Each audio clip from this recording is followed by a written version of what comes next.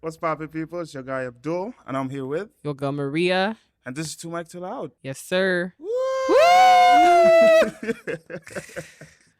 Ladies and gentlemen, today's episode, as we've mentioned on the last episode, is going to be a special one, a different one. Again, for the second time on our show, we have a guest. Yes, sir. have Something a new, guest something this time. exciting. Something different. Yep. Because, I know you guys get bored of us just chatting over here, wasting our time. Eventually. With nonsense and rubbish. But today we got Mr. CEO, Mr. President. Yeah. Mr. Oh, God, you talk. President. See what you're whining us, though. Monumental. We got Mr. Ochuko in the house, man. Let's give it up for Ochuko. Thank you. It's an honor to be here. Yes, it's an honor to have you. I'm not gonna lie to you, man. This has been a long time in the works, and finally we're able to get you here. Thank you. You got a busy schedule. You're a busy man, man. Oh my God, I give it to ADHD. Always fill up my space. Literally. Yeah. How you been? How's everything been? How's life been? Hey, life is, we thank God for every day. At the end of the day, life has been pretty good, and it's gonna be more fruitful, hopefully, over the next couple of weeks. Hope so to let's see see. it. Yes, sir. We love to hear that, man. So Thank obviously, you. today we only talk to successful people. We only Really? talk to I know people. that's right. We only talk to People people of substance. that got motion. They got things going on. Yeah. Okay. So today we're talking to Ochuko about what do you want to call this? Your company? You wanted to call it your dream? Yeah, it's both. It's both my dream and my company, my creative agency, is how I have to put it, because it's really broad, in terms of the scope of what I'm willing to achieve. I hope you can give me some time to explain what the 8th Cloud is. Yeah, here. 100%. It's of 8 Cloud, course. by the way. We didn't mention the name. Yeah, Yeah. so it's called the 8th Cloud. Mm-hmm. And the 8th Cloud has kind of been a project that I've been working on for years now. It's have different names, different forms, and nothing was solidified up until last year when I finally registered the name as the 8th Cloud.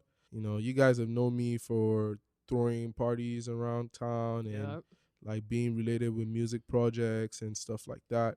And and to be honest, I am an overall artist. I don't like to put myself in a box. I make all my artwork for my cover art, for my music. I make artwork for other people, as well as like draw, and I write my own songs and creative direct for some artists for their music videos. So I have like a lot of disciplines. I have like a lot of disciplines, and I love to express all of them. And like I said, my ADHD never lets me, like, I can get bored of something real quick, right? And I could also love it just as hard. Right. So to me, I need to be able to express all these forms, like, because I would get sick of making music if I was making only music. I'd get sick of drawing if that's all I could do as well. So yeah, all these things made me feel like I needed multiple outlets. I needed an outlet. It doesn't even need to be multiple. How do I combine this outlet to actually give me something worthwhile? And I'm someone that is about community movements. Like, I believe in the power of people, of numbers. And I have a lot of creative friends, fortunately for me. So it's ironic because I'm a science student. My whole life I've been pushed towards engineering and math and everything. And so I find myself surrounded by artists all the time. So what's the best way for me to connect this to? The 8th Cloud.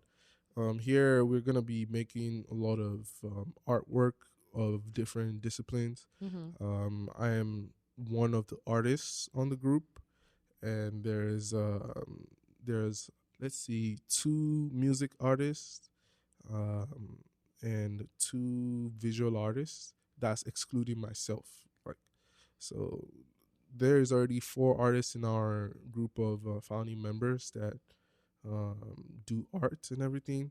So we're able to bring our different disciplines to help each other actually make more quality work. So that's kind of the idea. Yeah. And to create that kind of space where it feels that everybody else can come do that as well, and Right. like connect and make something happen. I feel like this is kind of showing like the spirit that I want to give at the eighth cloud. No, It that's is. We that's a agree. beautiful explanation actually. Yeah. Because Hope given it's not too long. no, not at all. Take your We time, love that. man. But as you mentioned, you know, a lot of the times you have people that are good at one thing, but creativity takes collaboration. When you have more people together collaborating, ideas flow, people learn from each other, people build and create together. That's something I feel like we're missing here in Mankato, especially. And Mankato has a lot of artworks. That's the and crazy part. It seems like a town that celebrates the arts. Yep, absolutely. Like you, everywhere you turn, there's a sculpture. interesting sculpture, and it's either ties to the history of the place or it's just for the art of it, which is something that you don't see very often. True. Yeah, true. So again, I'm really happy that you were able to bring this idea to life, because I'm pretty sure you had this idea for like years, my guy. Yeah, years. Ever since I was like I don't know, a junior, I've been working on this with a friend of mine. Yeah, mind you, I was a junior in civil engineering. I switched my majors to construction management. Okay. So that took me an extra 3 years. Creative with brains. That's crazy, y'all. Yeah. Right, exactly. So I just decided to switch my major, and that time allowed me to really think to myself, like, what's going on with what I'm doing right now. Like, right. Just because I had no issues with my physics classes or anything. So I realized I'm like, just because I'm good at this, at the physics, does not mean this is what I want to do for the rest of my life, or this is what I want to be seen as. Like, and being seen as an engineer is a good thing, you know, but like, it's not me. Yeah, you still have to find that balance of like passion and everything else that you actually really do want to do. Yeah, exactly. So to me, I just felt like Mankato needed that kind of space, to be honest. Like, Mankato having so many artworks, so many artists, needed a space to express itself. And there's other art spaces in Mankato, mind you. But as a person of color, as a black person, I've just not felt very welcome to these spaces.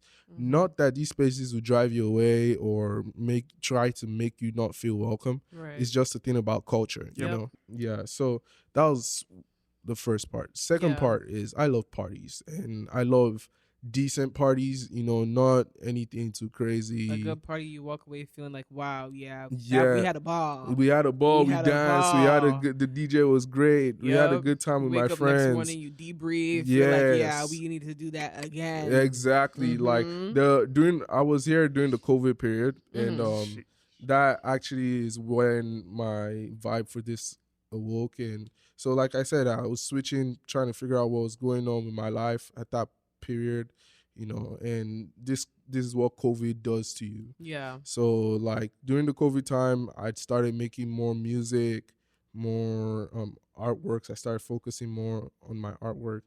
And so I decided, okay, let's see how well I could take this. I could do more music and actually take it serious. I didn't know how to record yet. Like, I hadn't recorded in a studio in a long time. So I didn't know how to do stuff personally. I didn't know how to mix or anything. And I just told myself, you know what, I'm going to die doing something I hate. You know? Might as well learn how to mix. So I took a class in school, right? I was like, my dad's already paying for my school fees. If I take one more class, my fees is not going to rise. Right. My stress will rise. But then again, I'm doing the stuff that I'm doing in the class on a personal level already. Yeah. So why do I need to stress? I made a song every week. Wow. And that was like from scratch for the digital music class. And that was very stressful. I remember my final project, I made that in 6 hours. I just sat down and made the whole beat from scratch. I never thought I could do that, by the way. And I just sat down, made it all, and it was a really good song at the end of the day. Not something I'll release, but for the level I was at that time, I was quite impressed with what I could do, like actually taking the time and investing my time in myself, Right. made me think that if I probably went to school for arts, I don't know where I'll be right now in terms of my arts and everything. But I do love making money, so Facts. being Don't all we do. all? Yeah. Don't we all? doing this, I met my friend Ovo. Mm-hmm. He also made Shout out Ovo, man. yeah, he makes Mhm. rap, Mm-hmm. really good rapper. Yeah. I loved his work, and we just used to go into our room, and Dobra as well. Yeah. So, That time Dobes wasn't even thinking of music. I don't think he hadn't released anything, and we would go to his room Mhm. and freestyle about anything. We'll freestyle about anything and everything just to make it funny. Right. Mhm. One time we had a freestyle about STDs. Yo, man. Oh, It was oh, crazy. oh, It oh. was crazy, bro. I don't know how we ended up there, but we just started singing like, "Hey, you can't get this, or you can get this from." I don't remember, but it was That's it was so fun during that time, and he made me realize that, yep, I want to focus on my art, and Mhm. actually, I deserve to be happy Absolutely. focusing on Yes, my preach. artwork. Yep. And so we had this friend as well, Jeff. You guys know him. Shout out Shout out Jeff. Jeff. Yeah, you know 508, right? Yeah. You remember that Mhm. number? Facts. Yeah, we would throw parties in his house all the time. Yep. And I'd throw parties in my Wait, crib Jacob as Heights? well.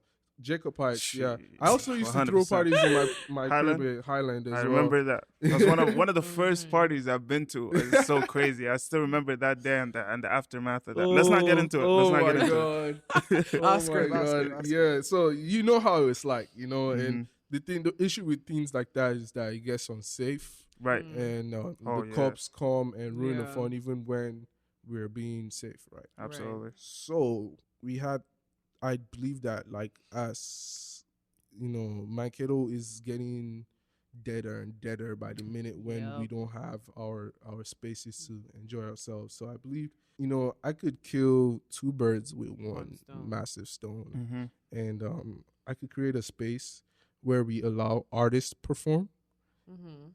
and because we are allowing artists to perform, a DJ is an artist, a musician is an artist, a dancer is an artist.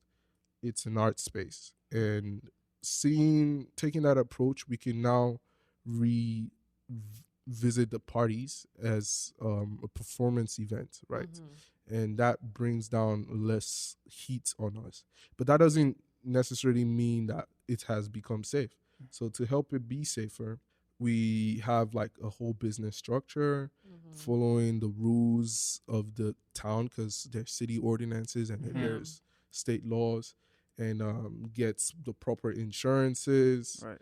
And now we can have a safe party to the time we want. Right. We don't serve alcohol. Mhm. That way, people can go to the bars and come here sober up and vibe. Right. People always drink before they go to parties anyways, Yeah. Right. especially in this town. So if that's what you want to focus your energy on, I never drink before I go to a party. I mean, unless I'm with my friends, but Right. then again, I don't really care about that. I just come to vibe, enjoy the Have a spirit. good time. So people that want to do that can come here without the influence of alcohol. Yep. The state doesn't have to worry about us doing alcohol stuff. Yeah. And then the business structure can keep people here like protected Mhm. in terms of, now we have security, we have A lot of cameras in here too. we got Yeah. cameras, we have insurance, because you need to be a business to have insurance, Mhm. and then we can have our stuff going on here, so everybody's safe Mhm. and Everybody creates. everybody Win-win for creates. everybody. Everyone's happy. Win-win for everybody.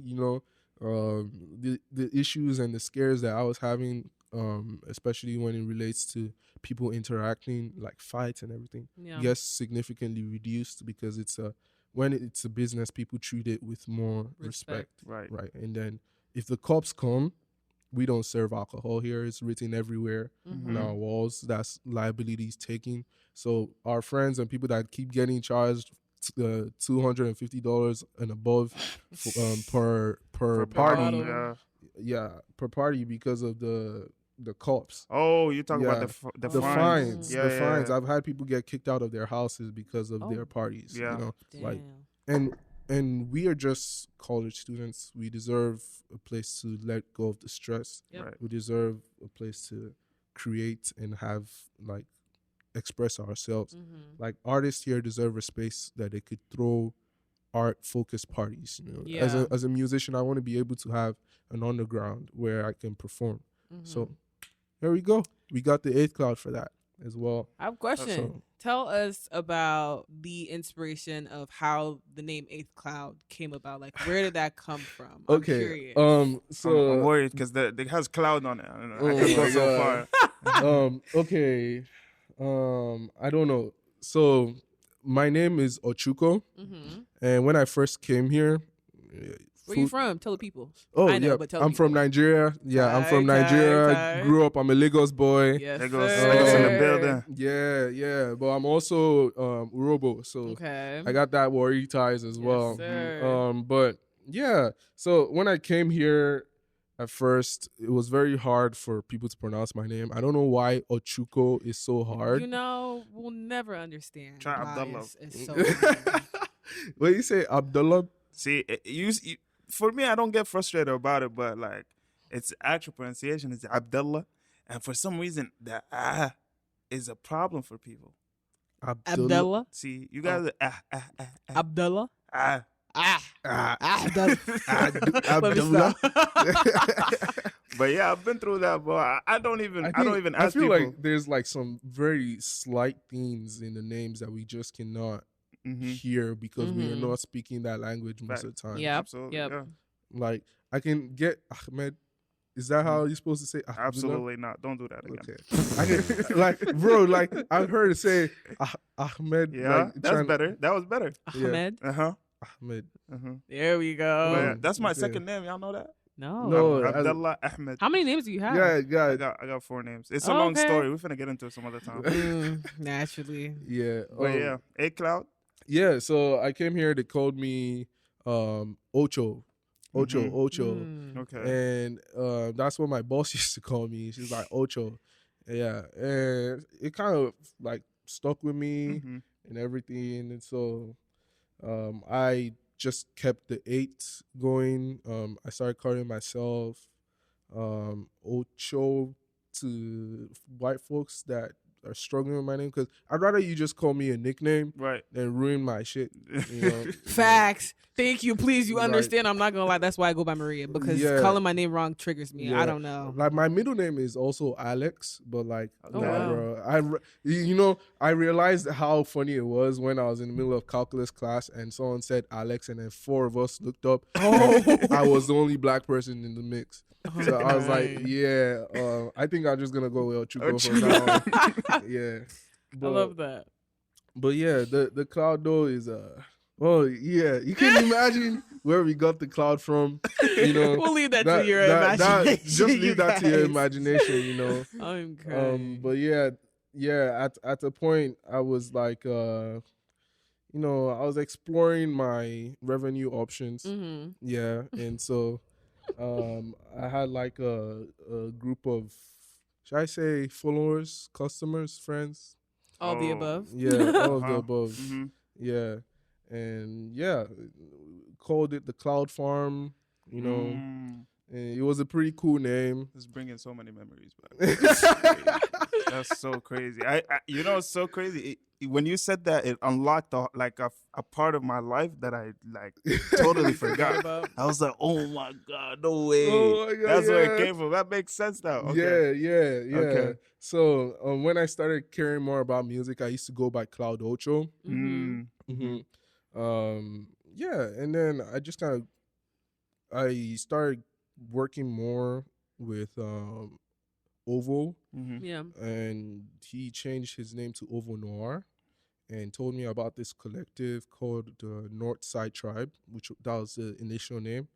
The North Side Tribe was about a collective of black artists that worked on making art to express the lifestyle of the black artists, right? And unfortunately, we changed the name again. I love Northside Tribe. That sounds great. I voted against it, and then we ended up changing our name to Forever Rich. I remember that. Yeah. I'm not a huge fan of that name, but Forever Rich was supposed to do the same thing. Right. But we also wanted to do events and parties to help create the community for the artists, and it fell through. You know, after back and front, not everybody is made for leading Yep. a collective like that. You know, it takes a lot of just with my experience in being in leadership positions, it takes a lot of accepting that you're not in charge as a leader. That is right? true. It takes a lot of accepting that, and it takes a lot of kissing your teeth and going with the flow. Yep. You know, so that is one thing that I believed everybody in the group had to learn at the time. And so it kind of fell through, which is not a bad thing. It's a avenue for us to know where we want to head to in life. Right. Because that made me feel like, okay, I'm never doing this shit again. You know, like I'm sick and tired of working with people. And the sad part is your friends. So fortunately, most of us are still friends after that, you know, but when you get into a business with your friend, you gotta stop being friends for the business. Yeah, that business, y'all gotta pretend like you don't know each other and you're just trying to strictly business. Exactly, it's strictly business. You know, you're not at somewhere you're supposed to be. You know, you're gonna get the shit for it. You know, like if you're not doing what you're supposed to do. So it was a lot, and I think I learned a lot about it. You know, I grew a lot from that experience in terms of how I respond to situations and how quickly things happen. And I think one thing I learned there is how you respond or react to situations is what defines the entire situation at the end of the day. That's beautiful. So, yeah. I hope you guys are taking notes. I hope so. Some good words of wisdom here. It's so funny because our interview with Wale, we mentioned you on that interview. And I listened to it. Appreciate it. Thank you. And he was telling me how throughout his process while coming up and getting into music and stuff, you were a big influence in helping him, you know, get out there and stuff like that. He was telling me how you guys butt heads, fight a lot. We fight a lot, but it's very helpful because we've been friends since way before we started making music. I was his friend way back when he used to drum at church. Right. Oh, wow. I didn't even know that. Tell you that? He did not. He left that part out. I'm going to say this. He used to drum in church, and I remember some of the choir members making fun of him for being loud as hell when he drums. But to me, he was really good. You know, I think he's still good. I don't know. I've not heard him play the drums for a while.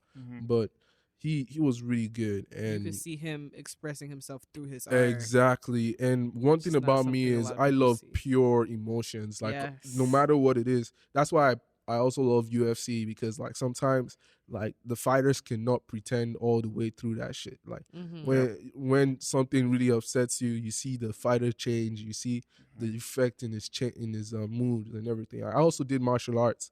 Wow. So like, okay, multi-talented, multifaceted. I didn't play football, you know. I gotta choose one. Like, so I did martial arts, and it made me really appreciate the details and themes. So seeing Steven and his work, I just really appreciated how much art he expressed without even knowing it at the time, right? And then eventually I saw a growth in Steven, and he started paying more attention to what he wanted and removed himself from this traditional view of religion and culture. And it was liberating for me and for him, I believe. Obviously, he's the one going through the transformation. Right. So I got to watch this. I've been privileged not being born into a traditional tribe or religion. So I always have this privilege of sitting back and watching like an outsider, you know, and seeing him from that perspective grow into a better free thinker and someone that's expressive of their work was a very good experience for me. And and what that came with was us having a lot of philosophical arguments and arguing about it and having to concede when you don't have a point to make. you know, Yeah. and that helped us expand our mind and I think grow better as artists. That's actually beautiful. So yeah, so he says we butt heads a lot. Yeah, because like when we get into the philosophical argument, sometimes you know we're gonna have to disagree on some points, and that point sometimes may piss you off. Like, why would you even think that? Like that makes no sense. You know? But if you approach it from a point that okay, he's saying what he has learned. And he's trying to tell you what he has learned, not trying to tell you you're stupid, right? Or tell you what you think is wrong. Not even telling you that you're wrong. It's not about I'm right and you're wrong. It's hey, this is what I know. This is what I saw. It also helps when you have things to book. Because one thing I hate doing is arguing with people that don't have anything to point to. They tell you let's not Google anything. Like, what do you mean let's not Google? How are we gonna end up on a fact here? For vibes. Yeah, just yelling at each other. Do you think that's what I want to do?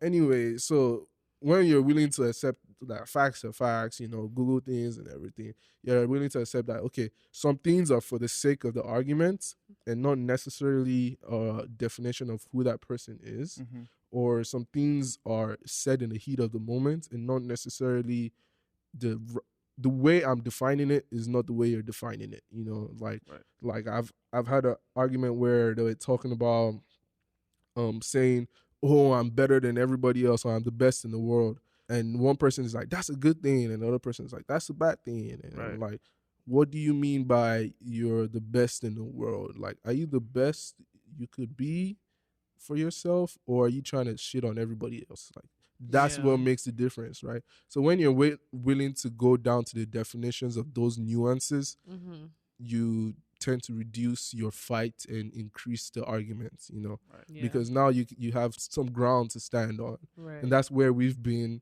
like these whole years. We try to find the ground or try to find understanding and explain to each other. So yeah, we don't fight. I don't think we fight. I just think we have heated arguments, and it's like stone or iron sharpening iron. Yeah, which is good too, because as long as you guys come out of that argument or that conversation with a different perspective, that's already a win for everybody. You know, me and my friends, we argue about rubbish.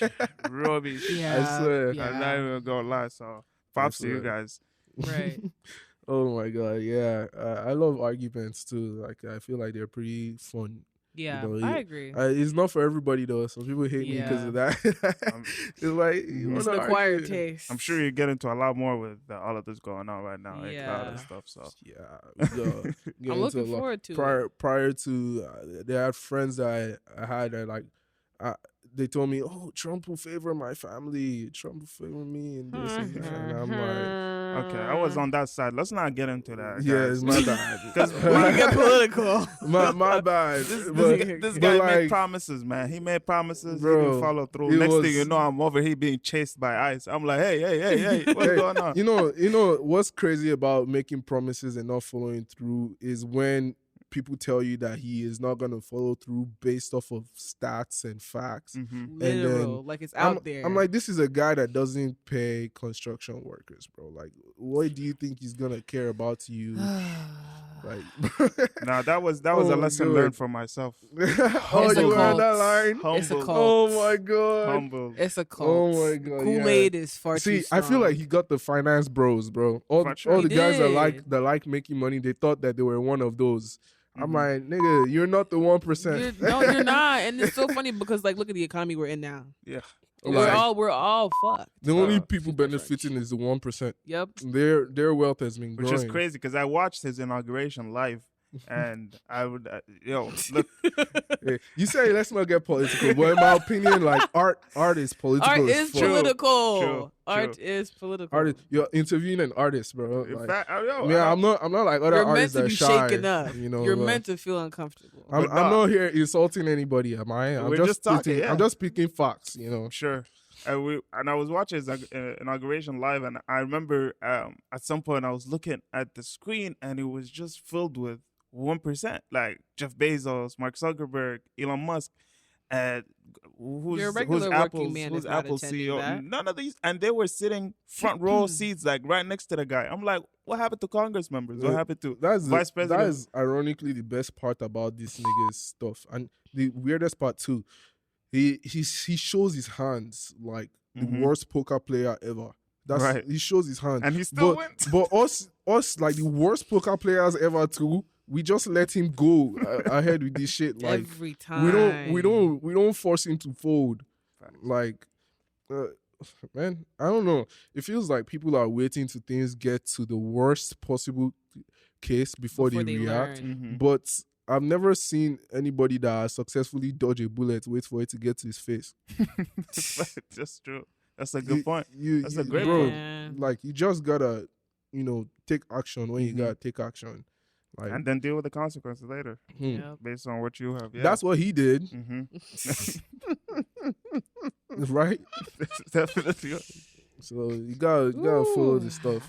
See, that's the issue. Sorry, I don't want to lead this conversation. No, go ahead. But you say you don't want to talk about political stuff, right?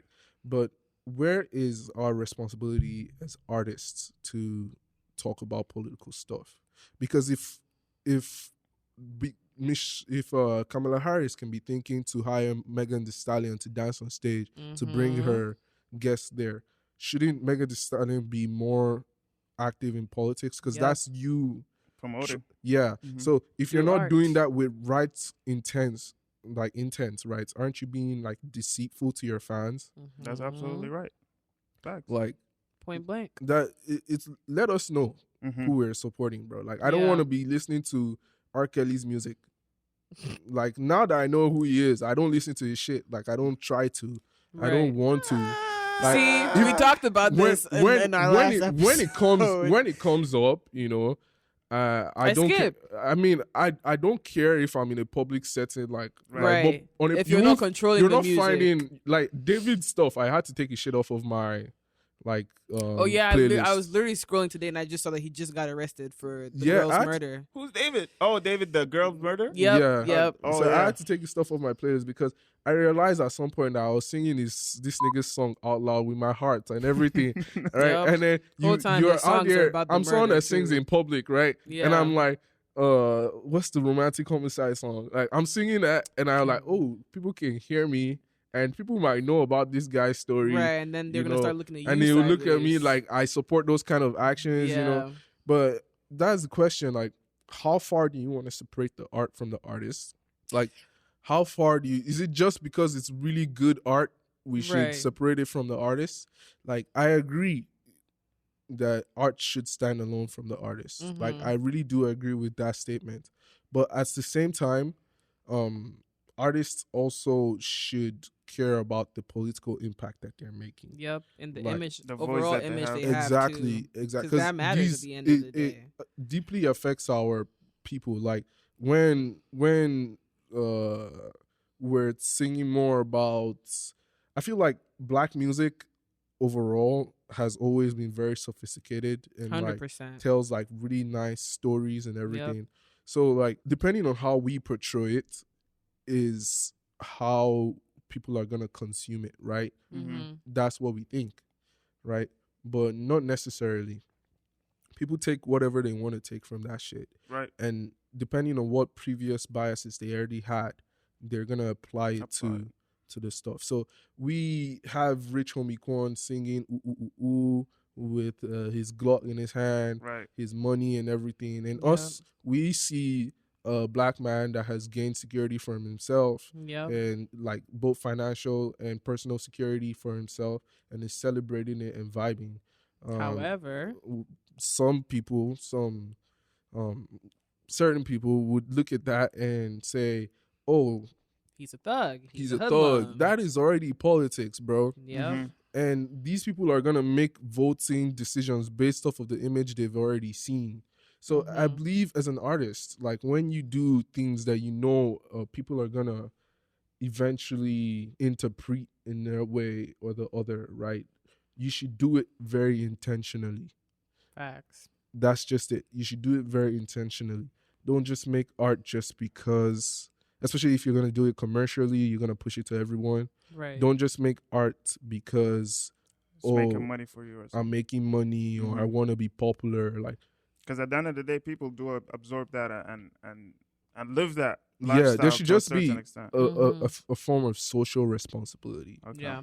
Like that doesn't mean don't make like drill songs. I love those songs. Like I vibe to everything.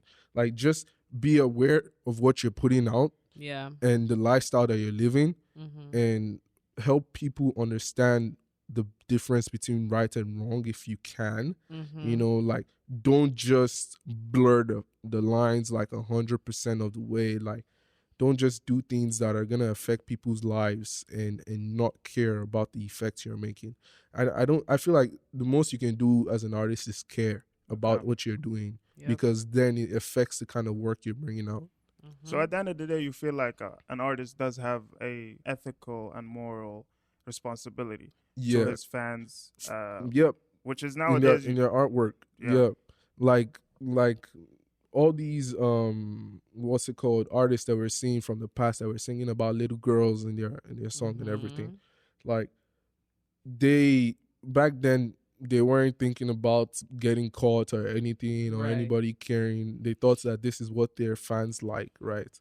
So you should have that like moral clarity to make sure the artwork you're doing is truly representing what you feel or the way the world is, right? That's as important as like making sure your work is good. I feel like that is even more important because like I don't want to like constrain people as to what message they can push, right? But I want people to be aware of the message that they're pushing. You know, if you're gonna be a villain with your full chest. So at least when we're pointing to you and saying you're a villain, you're not confusing everybody and saying, "No, I'm a good guy. I'm a good guy." Yeah. Shout out Kanye. Hey, Kanye. Kanye is. I love Kanye, bro. Like, there's nothing he can do or say to make me hate him. Why? Because he's not 100% mentally there. Like, I don't know why we're treating him like this. Like, we would treat any other white person this way. Because we would not. Like, we legit would not. Because he said something crazy online, right? Granted, a lot of people saw it. He has a lot of impact because it's very familiar. But this dude is struggling. We all know this dude is struggling. Why are we holding him to such high standards when he's struggling? Just because he's successful? Standards that we would not hold anyone else that we to wouldn't either. hold anyone else that we know has the same conditions he has. That's battling with the same demons that he has. And he has provided great music, not just from the point of dancing, but from the point of inspiring people. But are you saying that because of his condition, people should take what he's saying like less seriously? Yes, I'm saying they should take it with a grain of salt. They should understand that he says things to provoke people, right? And because he does that, you guys can be like, hey, like give him some consequences, you know? But like banning him from the UK, come on, man. That's a bit extreme. Like banning him after he has apologized and is trying to work on himself. Right. You literally hired a pedophile to be president. Let's talk about it. Is not banned from anywhere. Anything. Even at before all. he was president. He has his way. The Prince Andrew only got consequences last year because he started ramping up again. Like, let's be dead ass here. We don't have any respected black royalty. No, we don't. The closest thing we have to that is our artists and our athletes. Even then still. Yeah, even then still, like, the rich billionaires we have might as well be white people. Like, they are so little in number that they have zero effect on the yes and no's that goes on in the global order of things. Right. So let's see, you know, Dangote, richest man in America, or richest black man in Africa, rather, started his own refinery in Nigeria, estimated to make a couple billion in revenue, $1 billion. So let's see where that takes us for our own black royalty. But in terms of having black royalty, our artists and everything, they're disrespected a lot. Like, any chance that people get, they take it and disrespect them. Even when we know they're going through stuff. Like, I'm guilty of it too. You know, Nicki Minaj straight up insulted the fuck out of her. Not that I went online. Not that I went online or anything, you know. But I had to sit down and realize that I've never really seen Nicki Minaj as the person to not do shit for attention. Right. Or like, or to like, Nicki Minaj is someone that we also know has dealt with like mental health issues. health issues and everything. So why are we putting artists on a high ass standard like that? I started to realize is because they're pretty much our own black royalty. Like we gotta treat them because they made it out of the struggle and they're helping other people's lives as well. Right. You know, and then they're disrespected heavily. So That's you know, and I had this conversation with my family as well, because and you know, we think about success and we measure it based on, you know, our life and what we have going on, and sometimes I think about my dad's life, and I think I want to be more successful than him, and I always envied him for not chasing more success. But I kind of, you know, went back and I figured out that, hey, maybe this life to my dad is the success. You know, his child is able to go abroad and go to school. He lives a very comfortable life. He can have whatever he wants, travels whenever he wants, and things that he never had. Shit. That's things that he never had. And my argument with them was that I want to be able to give back to my people in Sudan, because I felt like we are such a creative community, but we are lacking the support to help our people be creative. And the crazy part is we have a lot of creative people that successfully been able to, you know, get into you know, main platforms and stuff like that, and they did it with the bare minimum equipment, basically like iPhones and stuff like that. And the argument was, there's no point. Why do you want to do that? These people, this country did nothing for you. Why do you want to go back and help them out? And I don't know, African people, black people in general, I feel like find it very. They find that helping their own can be can be detrimental, and can affect them negatively in a way that, you know, you should just stay away from it. Is it just Africans though? I feel like that's the kind of culture that I saw when I came here. You don't see Jews doing that. They'll pick each other up. I mean, those are Jews. Jews are like, what, 1% of the population? But I'm saying, like, that's a community that their main objective in their life is to always help each other and uplift each other, regardless of what. Like I said, like, surprisingly enough, when I came here, that's how I felt it was here, and less like that back home. But it is real. What you're saying is true as hell. Like, back home, it feels like that as well. Like, oh, people are always looking for something before they help, or something that they'll receive. And I just feel like it's kind of human nature, right? Or it's Western influence. Facts. I think it's 1,000%, or at least a fair amount Western influence. I think it's a fair amount Western influence, and also a fair amount human nature. Because when you're struggling, all you can think about is what you're gonna eat next. You're not really thinking about the next person. Like, you're not thinking about how you're gonna you're not thinking about how you're gonna feed your neighborhood, bro. Like, you just want to escape the poverty, and then you can think about. But oftentimes when people escape poverty, they've already forgotten what they escaped, right? And that's why we end up with the situation we are. Like, I agree with you on, you gotta help the people back home. So I just don't feel like they've had the opportunity to be human, like, in terms of like Western definitions of humanity, like sitting down and sharing and care. It's so funny how Westerners define humanity, and it sounds like communism or socialism, and then they go ahead and scream capitalism. Yep. I'm like, bro, like, let's talk about humanity for a second. Like, what does that really mean? Right. You know, people haven't really had the opportunity to live like humans in the third world country, because we are every day we wake up, we think about how the food is going to be on our table the next day, what kind of fears we should be worried about, and insecurity issues we should be worried about, you know.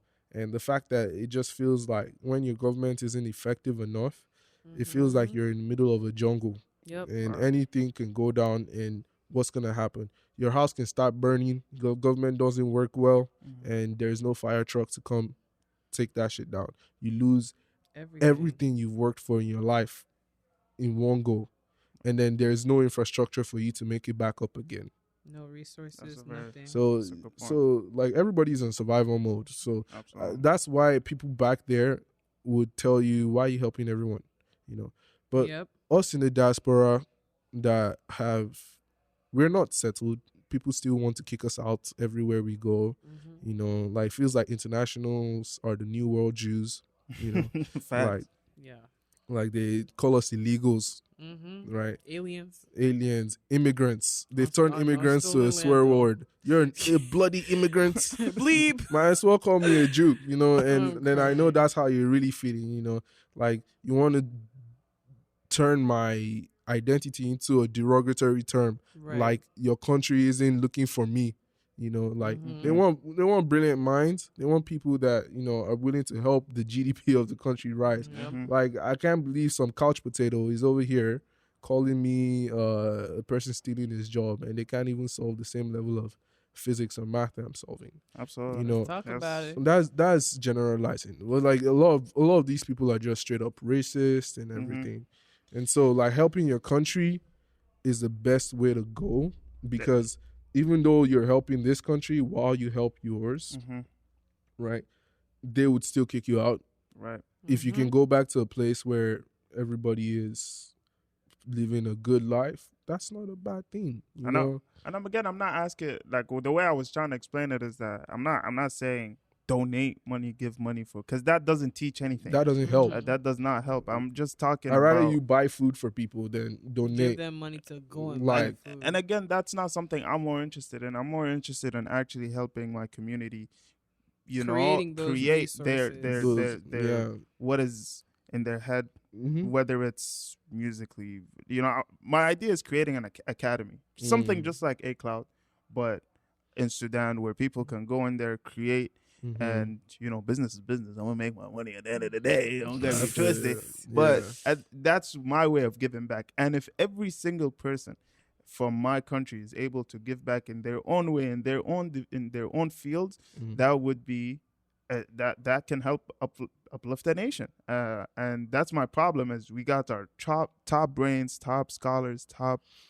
educated people move out here, stay here, Mhm. and devote their whole life, finances, skills, and everything It's called a brain drain. for people that don't even share your That's- same blood. That's called brain draining, and it's not a coincidence. Like, you know, this is how the Western powers divided our the African continent, you know, Mhm. and the South American continent as well. If it's also was happening with the Asian continent, but obviously they got their shit figured out, and now they're becoming the world powers. And I believe if Africa did the same thing Asia did, though it was really brutal, nobody wants to talk about this. But change is a brutal It is. thing. Right. It Like is. a lot of people die for change. Mhm. Like, so when that happened in Asia, a lot of people died. But look at where they are now. Like, look at where they are Extremely now. developed. Yeah. So are people willing to make the sacrifice to say we deserve better, or we would choose death? Like, are people willing to be that serious about their goals? Like, that is the question. Like, because as an artist, like someone chasing my dream, right? At some point, I had to tell myself that, am I willing to do this even if it kills me? Like, am I willing to devote my life to... Is this something you want to die for? Exactly. You know, because if not, what is the point? Like, why am I doing this? Like, if I'm not willing to, like, not necessarily put my life on the line for my work, but put my life on the line for the life that I want to live. Absolutely. What is the point of living that life? Yeah. Mhm. You know? You want to be able to live life satisfied. Like, you know, Yeah. you've done what you wanted to do, rather than and Yeah. that's a decision I had to make too when I first got here too. Mhm. Like, That's why you got to start here, absolutely. you know, so you have the knowledge. You got to escape the race, you know, or Mhm. not win, but you got to escape the rat race if you want to understand the system that you're in, you know. Mhm. And one thing my parents did for me is bringing me to school here. Mhm. Allows me to see what the issue is from a outside perspective. Right. I think having an outside perspective It's a blessing. is Yeah. a blessing that I've Yes. always had. You know, I got to see how religion deeply affects my country. Yep. How Chokehold. bro. Go to provide. Go to provide. Go to provide. Go to provide, and you go.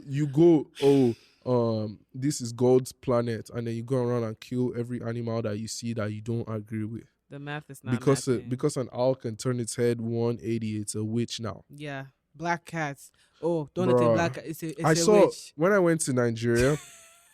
Do you mind me telling you guys some funny stories? Please Go ahead. Let's Okay. lighten up the mood. I'm going to tell you my three experiences I had with animals in Nigeria, right? So one is a cat, two is snakes. Right.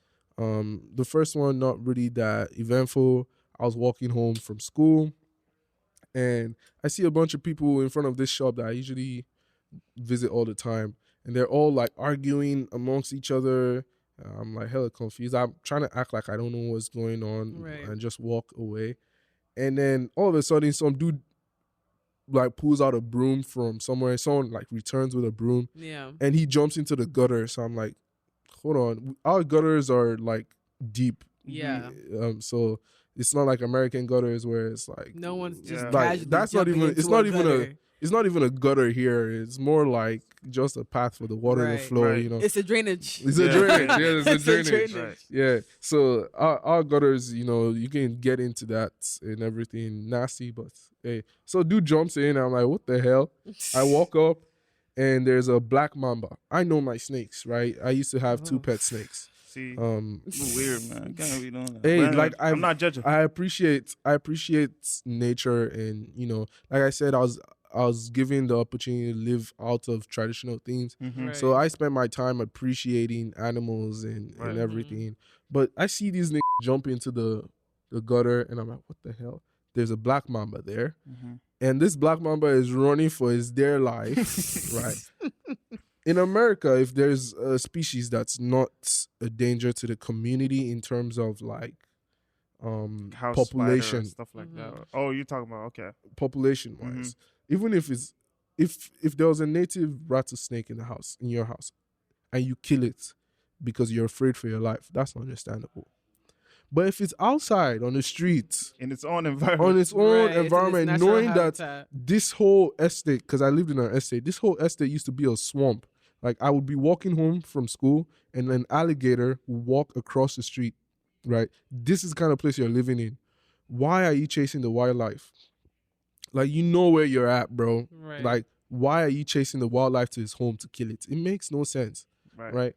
Just let it go. It already left your building, bro. I'm pretty sure it's not coming back. Like, Right. let it go. You know, that's one. Second one, I had a lot of pets growing up.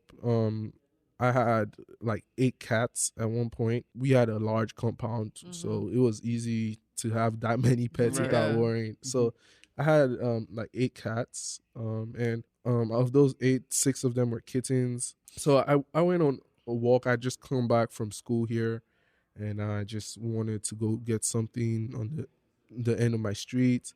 So I leave my house, boxers and a shirt. Living life. Bro, that Africa's so Good chill. times, man. I Good just times. leave my house. I'm walking down the street. My cat follows me, right? And my animals, I spend a lot of times training my animals, so they are leashless some of the times, especially back home. They wear leashless. So the cat just walks by me when I'm going to buy something, sits at a spot, waits for me, and I walk back and we go. So this night, I hadn't been in a stuff for almost a year because of school. There was a police officer sitting at the end of the street. Yeah, right. you think the cat would be safe, right? So me and the cat, we were walking. Police officer looks at me. I say hi. He goes hi. Cat stops. Right. I don't think he registered that I was walking with the cat. Right. And I just go to the shop, and I turn around.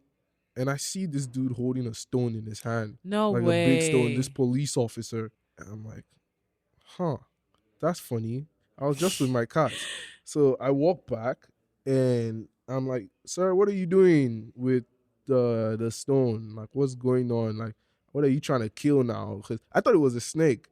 And he was like, oh, there's a cat in the area. Oh Oh my God. What do you mean there's a cat in it? Bro, it's a estate with a bunch of rich folks and middle class guys. You don't think some of us have pet cats? Domesticated cats, Bro. as well. No be lion, no. Like, dude was insane. bending over, searching under the car to chase it out to kill that's it. Crazy. Why? And it's not bothering you. And it's not bothering. So I told him, I'm like, sir, any cat you see in this estate, as long as you see is a cat, probably belongs to me. Please kill don't touch it. Just let it be. Why? Why? Just why? So that was the second story. Wow, And that's insane. The last one, this is just my experiences with animal things going on in Nigeria. And I have way crazier ones, but like I can't think of all of them. But this one's stuck in my head because of how weird it was. This one, you wouldn't believe me, but it was crazy. So I go home. Like, I think this is the same trip, right? I'm home. I'm seeing my boys for what I didn't know was going to be the last time we were going to hang out together like that. I'm seeing them. We went to play basketball in Agege Stadium. That's a place in Lagos. And so we're playing basketball there. I suck ass, bro. Don't even ask. Right there with you, brother. And we're tired as hell coming back, right? And on my way back, so let me just paint the picture for you. We're walking from Agege, and we take a bike to Bega. So I don't know if you've heard of Ojodu Bega, but it's a very popular area in Lagos. And it's kind of how you get to, you kind of have to pass through the bridge that goes there to get to other states when you are in Lagos. Yeah. But yeah.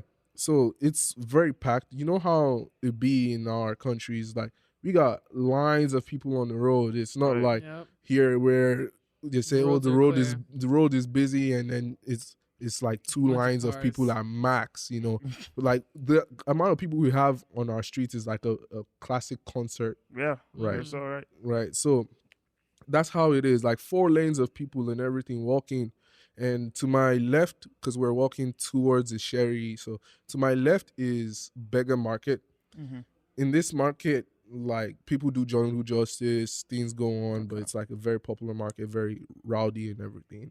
So we're walking, my 2 friends are in front of me, and we're all just talking like it's a triangle, so it's just 3 of us. We're talking, and all of a sudden, this dude walks in front of us, and he starts like getting all giddy, like blocking our way, right? And my friends are like just trying to get out. And he goes, "Merry Christmas," and pulls out a black snake. Snake, bro, from his pants. He pulls out a snake. So everybody is like in shock, like, what the fuck is going on? Like, bro, he says Merry Christmas, pulls out the snake, and I look around and my friends are nowhere to be seen. Like, these are people that were right in front of me, right? I look around, they're nowhere to be seen. And the crowd scatters, bro. Like, we're running in different direction. And I look like someone's pushing up on me really hard. I'm like, normal. We're running from a snake? That's crazy. We're running. And I look, it's this bald-headed nigga.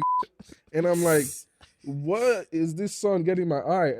This dude just pressing up on me. I'm like, okay, I know what's going on here, right? We have a nigga that's caused distraction, and we have a rowdy crowd here. Guess what's gonna be active? Crime. They're robbing you. They're robbing nigga, bro. So I feel this nigga pressing up on me. I'm like, my phone. Gone. I grabbed him by his head. Like, you ain't going nowhere. Right? It's me and you today. Right? I grabbed him, pulled him, looked at me like, why are you holding me? Why you holding me? Like, try and get my hand off his head. I'm like, bro, I got a hold of your noggin. You're not going anywhere. I grabbed his pants and I start searching him. And I'm like, see, we could do these things 2 ways. I could shout thief, and then someone can run here as quickly as they can with a tire and like kerosene. Or you can give me my phone and I'll act like nothing happened and I go my way. So he brought out my phone after saying, why are you holding me? And he gave me my phone. I was like, I'm crying. I left. Bro, then he clicked to me. Like, my 2 friends abandoned me and left me in front. And I almost got robbed with a snake. What is going on in this country, bro? Like Yo. they use a snake They to rob got me. the wrong kid that day. Bro, They didn't even hear about the MMA fight, bro. martial arts. I was just so confused. I was like, "There's no way." Well, that is Lagos for you. Sometimes it would be very funny. Lagos is a very interesting place. Bro. I need to go. I need to visit now. Merry Christmas. I'm like, hey, no. If I was the person I am now back then, I would have probably just grabbed that snake because like now what? Because like now what? You know, like you will give me my snake back. No plan B. What are you gonna do? Like, yeah. So it was very funny, bro. It was very funny. That's hilarious. Like I couldn't do anything but laugh about it. Yeah, but this is our relationship with animals. Like Mhm. either we're using them for something, or we're eating them, or we're just straight up killing them. Like only a few people think about actual conserving. Like if you go to Lagos, like Lagos is one of those states in Nigeria that really think about conserving our Wildlife. environments and ecosystem. But one thing I noticed going to villages and stuff like that, they also have like strict conservation laws. Like I know in Ijebu Ode, you can't just kill monkeys. Like if you kill a monkey, you could face a fine or a crime and like be actually put in real trouble for it, right? And then it made me realize that any culture that cares about their culture cares about the animals and things they interact with as well. And when you start to not care about those things, your culture slowly erodes. Yes. Right. And in a country where people it's designed pretty much for their cultures to be eroded so they can get as much resources from them as possible, right? Things start to make sense, right? Like people they're just trying to survive. Back to the stuff. They're just trying to survive. They don't care about what other animal is living with them or not. But ironically, when we start caring about shit like that, our life improves. Absolutely, yeah. So education is a very important thing that needs to happen in these our countries through our artists as well. Yeah. You know, like some of these artists piss me off because like I don't know what they're singing anymore. Like it's not even fun to listen to, bro. It's not. It's just straight up rubbish. Bro, for the sake of rubbish. I can't remember if it was you or someone else, or if it was just me thinking to myself about how like music just does not sound the same anymore. There's no message being passed through. Rent is not due anymore. Niggas are not hungry. Hello. Yeah, they're not hungry. No one cares anymore. Now it's just about streams and stats and monies and albums. In your opinion, how do we get back to like a fella type of respect for arts? Gotta take the money out of the equation. Really? So we need to make artists broke again? I'm not saying, but that's the thing though. Like again, like now when I look at artists like Burna Boy, Wizkid, people that Rema they've made it. I'm thinking their next project is like, okay, how can I maximize? Right. It's not, and that's the thing. The first project I've seen was the question. I Told Them. Was it the album called I Told Them by Burna Boy and people from Nigeria were saying this is not an African body of work. This is not representing our people. This is not representing the artists that you. Is it I Told Them?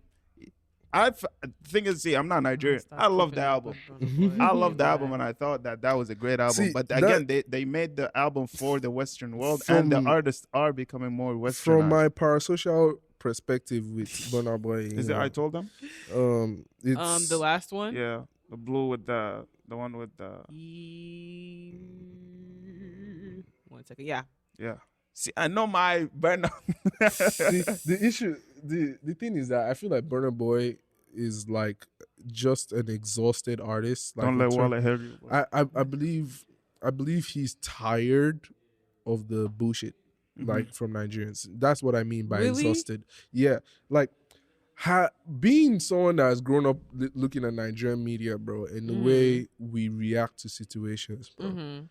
Like Burna Boy is one of the few artists in our modern time that told us that we need to take our country back through his art. He did. That is true. And how did we respect him based off that? Not very well. How many other artists has told us that kind of message? Not a lot. I can't name one of the big three. Name one from the big three. I'm blank. Maybe. That's- Actually, nah. I that's want to say what I'm maybe saying. Olamide, but I'm Olamide trying is to from say like that. way but back but when. then that's why Whiskey can open his stinking mouth and disrespect Fela. I'm not doing Afrobeat. This is not Afrobeat. This is not Afrofusion. And that's why No, I'm I saying mean they're being that's why westernized. they are not giving him Grammy now, because he's placing himself with the white folks, thinking Right. they're going Yeah. There you go. like these just it. Like, this is the problem with African artists. And Burna Boy is not on that train. That's why I love him as an artist. Like, I don't agree with everything he does, right?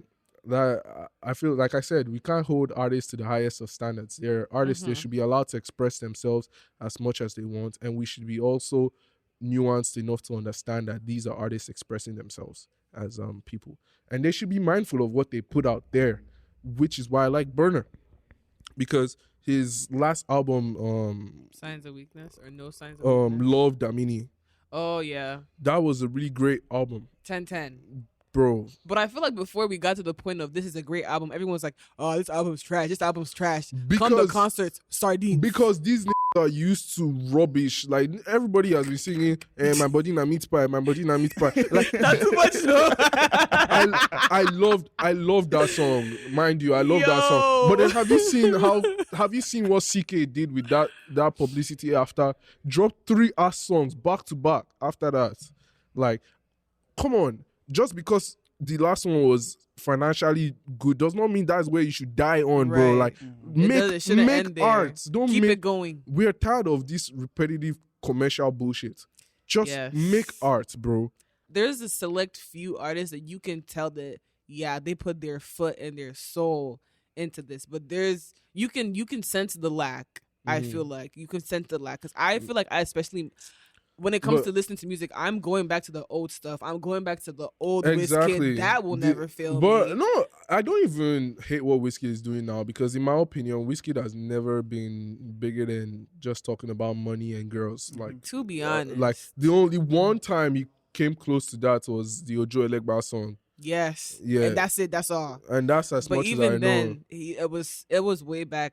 It was better way back when. Yeah, Whiskey has in my always opinion. chased the bag. Like, Yeah. Exactly. He That's has You can always tell been he's a about bag. his money. And to be honest, everybody has their role to play Mhm. in this thing. I think Wizkid had a huge role to play in the popularization of Afrobeats sure. so far. For sure. So, like, I give him that leeway. But if you are not Wizkid and you're CK, Hello. like, Down.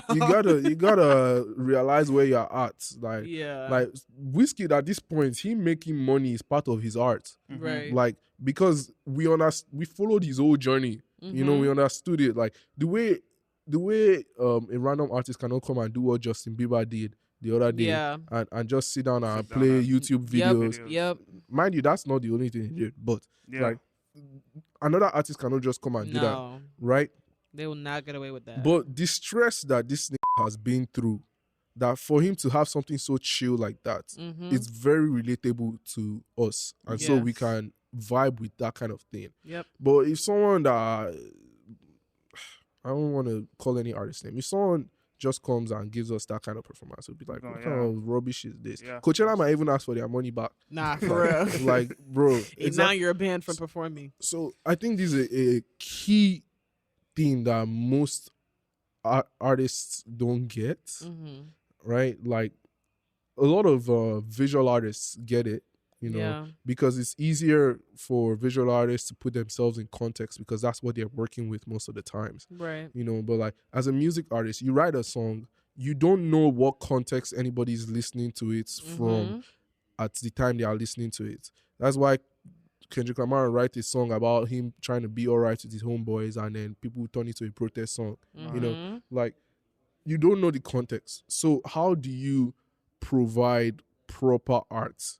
Just make your shit authentic. Like, just Yup, do your be own yourself. thing. Do your own Like, thing. Let do your people own thing. take away what they want to or Don't- what they need from that. I won't say as a commercial artist, don't focus on the sales numbers, but don't let the numbers direct your artistic vision. Right. Like, that's pretty much it. Like, you can't compromise the art, because the art is not yours from a philosophical point of view. Like, Mhm. as an artist, I feel like I download my shit from this atmosphere. Like, Yep. Yeah, exactly. I just Your get surroundings, it comes your into me, environment. and at a specific point of time, I have to be ready to channel that. If not, Mhm. I probably won't get the same tune back again. Like, I have to, Yep. when I'm trying to write a song. I've been thinking about a melody to use for weeks. And I can't find it.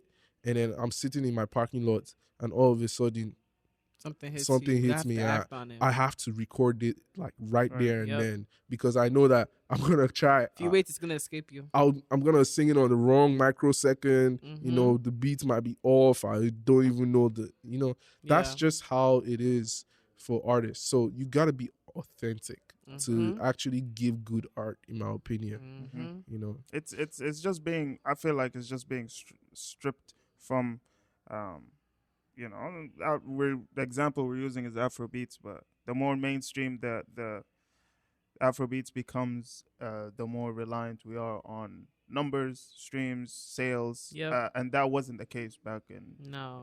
And that's the thing. The same thing applies to like Sudanese music nowadays. Back then, we just made music for ourselves, our Yep. people, just for us to vibe, for us to have songs in our weddings, for us to. And the thing is, and people will be sampling those things nowadays Absolutely. because it was so authentic that you can feel the vibe in whatever music that you're using. And the more westernized, the more, we got Lucian and Grant right now signing Afrobeat artists, and they don't care about the culture and tradition. They care about they The don't. money. who's selling. How much Yeah. are you They bringing care about in? who are their artists that you can collab with and make more money with them. So Mhm. I feel like that's what's Yeah, I mean, that that's the thing that I worry about. So, like, that's why CK is falling into the kind of issue he is, like, with the trash music. I keep name drumming. CK is You an got beef with amazing CK? artist, like, but like from what I saw, like, it was just like you're throwing money at shit, bro, and then not letting your shit connect. Like, even that body song that we all like so much, the reason we like it was not because of you, if I'm being Not honest. Like, particularly. no, it's not. Like, so why would you think that playing the same type of shit in your other songs is gonna work? Nigga, we didn't fuck with it the first time. Like, you're lucky that Mavo was on that shit. Right. Yeah. Like, if not, it would just be a mediocre song. Right. Like, stick to your own beat. Stick to what's true to you. And Because the we reason- like that CK. Exactly. And the reason we fucked with that song was because of how authentic it was. Yep. Like, we've never heard anybody sell. Nobody not meet spy. Eh-heh. No one's ever said that. Exactly. No one's ever said that. And then stick with it. Like, they didn't act like, oh, this is too cringy. They give it the sense that it's supposed to, because it was authentic. Yeah. No, I love authentic art. I see a lot of things as art. Even engineering, I think, is an art form. 100%. You know, like, Because you're still building and creating. you're taking your time. What people don't understand is art takes a lot of studying, right? Like, when you want to do a painting, you gotta study those lines and the way the light works and everything. The colors, the colors, shades, the way it contrast, complements each other. textures, You know, everything. a layman would just think, oh, you want to shadow this? Why don't you throw some black on there? No. Right? That's not how it works. It does not work like that. Exactly. Sometimes you gotta know that, oh, even this bright colors is the proper shade for what I want to use, right? And that takes a lot of studying. So that's where I see similarities within all art forms. Like, your culture took a lot of studying to get to where your art and where you're at, and that's why culture can be seen as art, you know, because it's your way of life. It's based off of true natural things in the world and reactions to things, you know.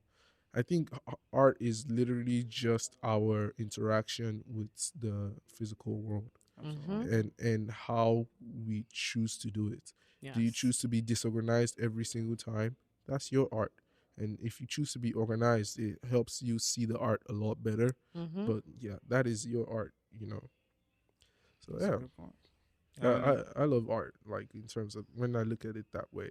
It allows me to appreciate more things better and then to pay more attention to the detail, especially when I'm doing video work or creative directing work, because I have to be sure that, okay, this person is not going to be moving like this, or why would someone that is complaining about their body weight be eating a pack of chips right now?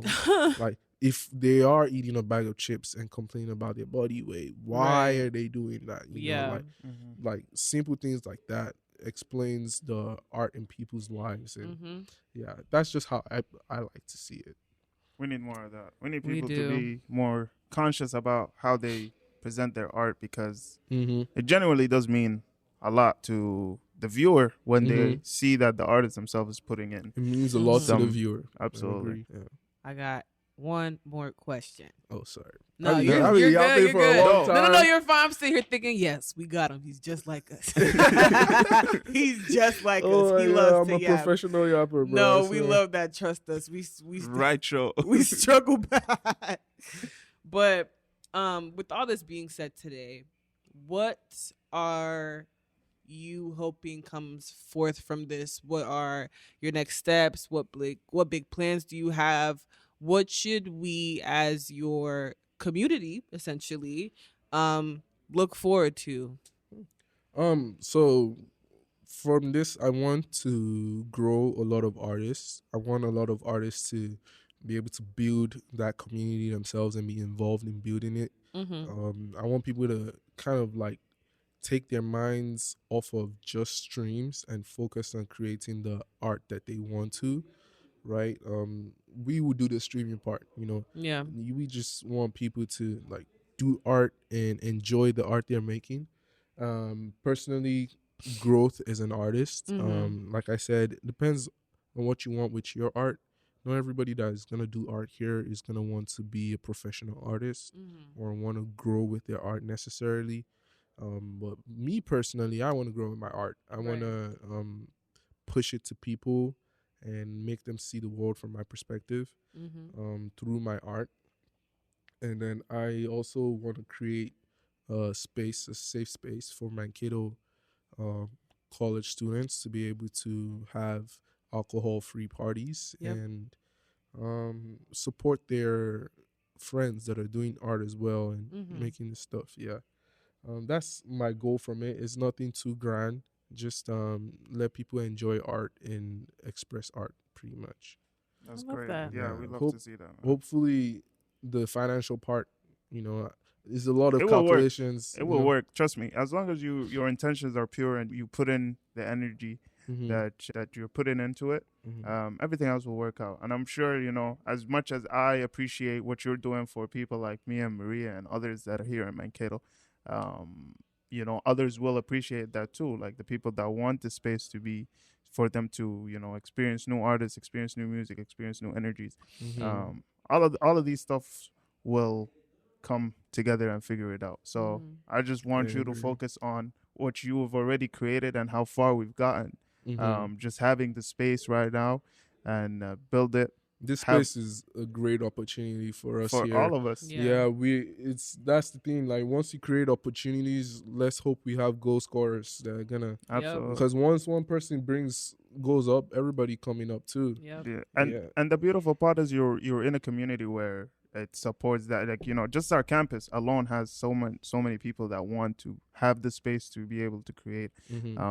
I can already see singers, poets, rappers, DJs. I can picture a gallery in here with like painters that just want to showcase their work.